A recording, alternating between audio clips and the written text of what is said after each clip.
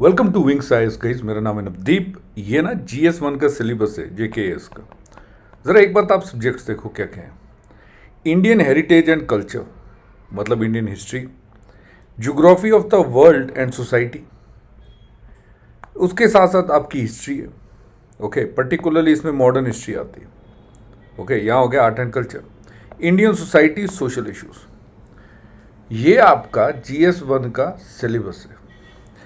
आज JKS का जो मेंस है GS1, उसका पेपर सामने आया। मैं आपके साथ कुछ क्वेश्चन शेयर करूंगा जो आप भी देखेंगे कहीं ना कहीं वो शायद आउट ऑफ सिलेबस है। जितने मैंने कैंडिडेट से बात की उनका भी ऐसा ही कहना है कि ये वाले क्वेश्चंस कहीं ना कहीं इंडियन इकोनॉमी के हैं और इंडियन पॉलिटी के हैं। तो उन्होंने स्पेशली मुझसे कहा था कि आप एक बार देख लीजिए। मैंने भी देखे, अब मैं आपके साथ भी वो सब शेयर करता हूँ, तो आप खुद एक बार डिसाइड करिए। पहले क्वेश्चन से स्टार्ट करते हैं। Write a brief note on किजेडी या किलाड़ी आर्कियोलॉजिकल एक्सकेवेशंस। पहला ही क्वेश्चन तो ये आना स्वाभाविक था, क्योंकि पिछले साल से लगातार, याद रखिएगा, किलाड़ी एक्सकेवेशंस न्यूज़ में। सेंटर और स्टेट, तमिलनाडु गवर्नमेंट के बीच में काफ़ी ज़्यादा इश्यूज भी चले इसको लेकर। तो ये मैं मान सकता हूँ पूरे का पूरा, क्योंकि हिस्ट्री का भी और करंट अफेयर्स में भी था। तो इस क्वेश्चन को टिक करते हैं। सेकंड क्वेश्चन देखिए आप यहीं पर। सेकंड क्वेश्चन आता है, discuss the traditional seismic resistance construction system of Kashmir with special reference to taq dhajji dewari types of construction system. ठीक है, ज्योग्राफी का मैं मान सकता हूँ। वैसे तो ये मेरे को ज़्यादा डिजास्टर मैनेजमेंट की ओर जाते हुए लग रहा है, पर चलिए मैं ज्योग्राफी में इस क्वेश्चन को मान लेता हूँ। अर्थक्वेक्स वाला चैप्टर ज्योग्राफी में वहाँ से आया। ये क्वेश्चन पूरे का पूरा ग्रेटर कश्मीर का एक आर्टिकल था, वहां से आया हुआ। ये वाला आर्टिकल है वो, ये आर्टिकल है, ये इसका पूरा पूरा सोर्स है। यहां देखिए, पूरा ता कंस्ट्रक्शन दजी दीवारी पूरा इसी आर्टिकल में दिया हुआ था। आप नेट पे सर्च कर लीजिएगा, ये वाला आर्टिकल है। उसके बाद make a critical assessment of doctrine of labs. बिल्कुल मॉडर्न इंडिया का क्वेश्चन है, अच्छा क्वेश्चन है। डॉक्ट्राइन ऑफ लैब्स कई बार एग्जाम में आया हुआ है, रिवॉल्ट ऑफ 1857 के रीजंस में भी आता है। अगला क्वेश्चन है, make an assessment of the slogan अबुआ राज सिस्तर जाना महारानी राज तंदू जाना। Let the kingdom of the queen be ended और किंगडम विड बी एस्टैब्लिश्ड। सीधे सीधे मॉडर्न हिस्ट्री का क्वेश्चन है, लेकिन बहुत टफ क्वेश्चन है। क्यों? ये क्वेश्चन दरअसल बिरसा मुंडे की कोटेशन से आया हुआ। आपको पता है पिछले साल ही बिरसा मुंडे जी की 150th बर्थ एनिवर्सरी मनाई गई। ये जो स्लोगन था ना, ये बिरसा मुंडे जी का था। तो डायरेक्टली JKPSC ने इनके स्लोगन से क्वेश्चन पूछ लिया।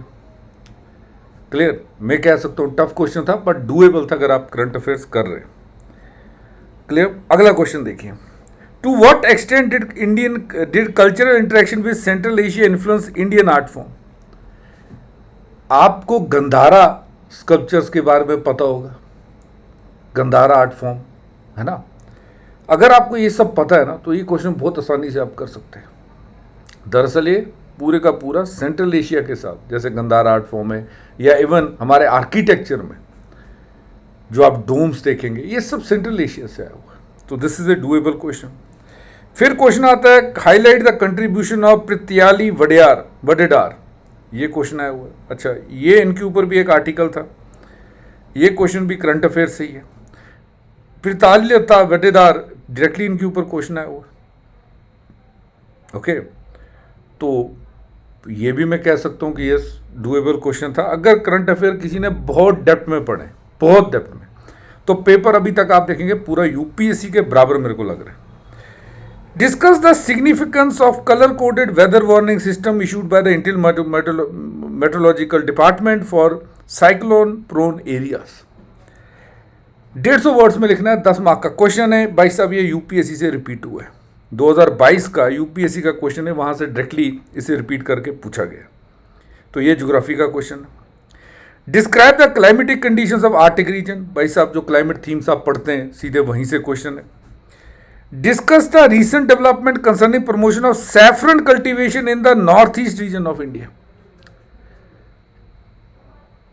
अभी ये हो सकता है गवर्नमेंट स्कीम से हो, लेकिन मैं इसको बेंड करता हूं, चलिए ज्योग्राफी के साथ। कश्मीर का प्रोडक्ट है, GI टैग तो नहीं, कश्मीर का प्रोडक्ट है।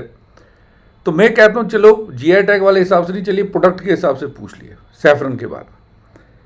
एंड इसे प्रमोट कर रहे हैं नॉर्थ ईस्ट में, इसके ऊपर आर्टिकल भी आया था, डॉक्टर जितेंद्र सिंह के रिलेटेड था।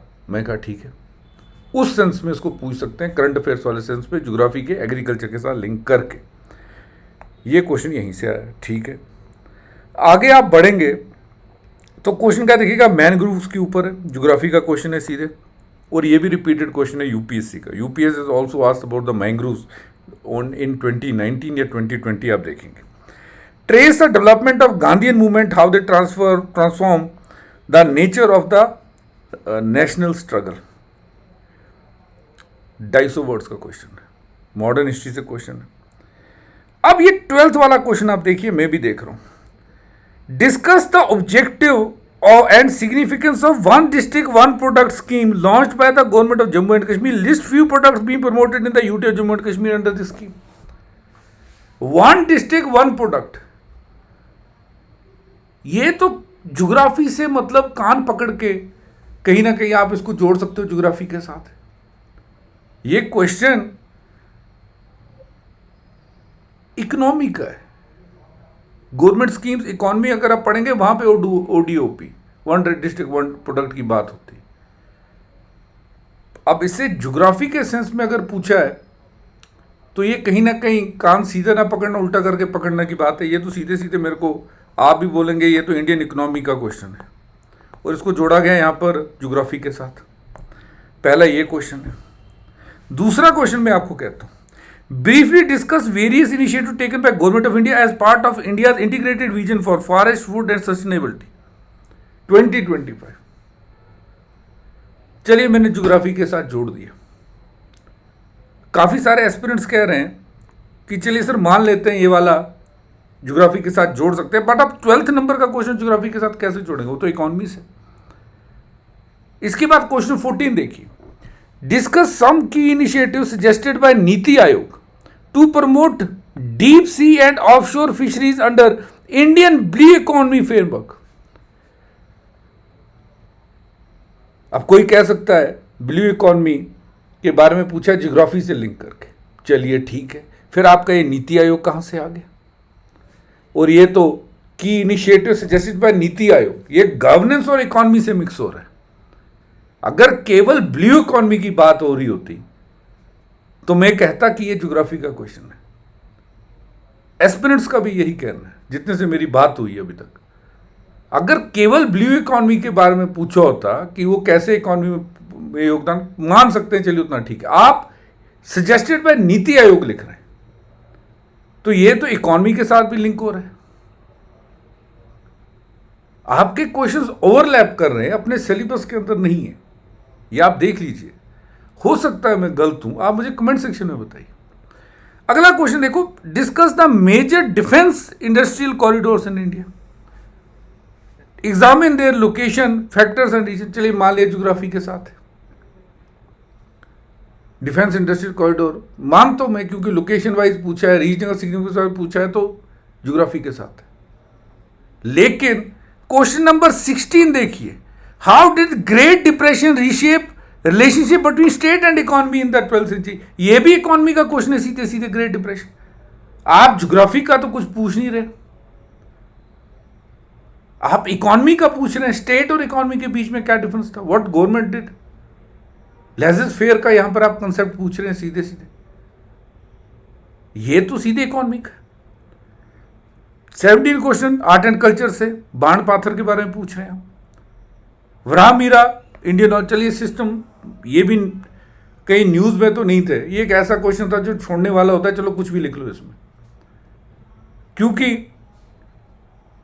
वराह मीरा आप बिल्कुल डेप्थ में जाके कहीं पढ़ते नहीं है। You read about few people, not about Varahamihira. Young Bengal movement, मैं मानता हूं, चलिए जी ये भी हिस्ट्री का डेड क्वेश्चन, मानता क्या हुई इंग्लिश, ये हिस्ट्री का डेड क्वेश्चन है। लेकिन फिर वापस नीचे आ जाइए क्वेश्चन 20 पे, discuss the major challenges faced in the reorganisation of states in the linguistic basis in India. ये तो इंडियन पॉलिटी का क्वेश्चन है। आप जेबीपी कमेटी की बात कर रहे हैं, आप फजल अली कमेटी की बात कर रहे हैं, आप स्टेट रीऑर्गेनाइजेशन एक्ट की बात कर रहे हैं। ये सब तो आपका पूरे का पूरा पार्ट 1 में डिस्कस किया जाता है जब हम इंडियन कॉन्स्टिट्यूशन पढ़ाते हैं। मैं खुद पॉलिटी का टीचर हूं, इसे मैं हिस्ट्री में नहीं पढ़ाता, इसे तो मैं पॉलिटी में पढ़ाता हूं, वो तो GS2 का पार्ट है। सो ये था पूरा मेरा एनालिसिस। मैंने कुछ क्वेश्चंस भी मार्क कर दिए हैं, जो स्टूडेंट्स ने भी मुझे कहा है, काफी सारे एस्पिरेंट्स ने कहा है कि सर ये ओवरलैपिंग थे। आप भी मुझे सजेस्ट करिए कमेंट सेक्शन में आपका इस बारे में क्या कहना है। Thanks for watching this video and have a great day ahead of you guys.